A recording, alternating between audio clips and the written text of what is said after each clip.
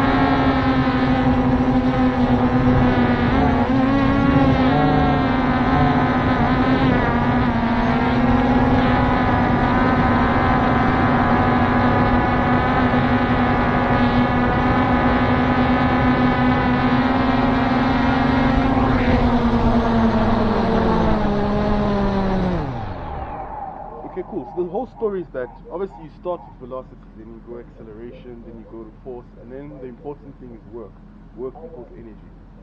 Alright, so when it comes to determining, okay, cool, how much energy or work does it take to do something, you consider the force across a specific distance or a specific height that you're traveling to.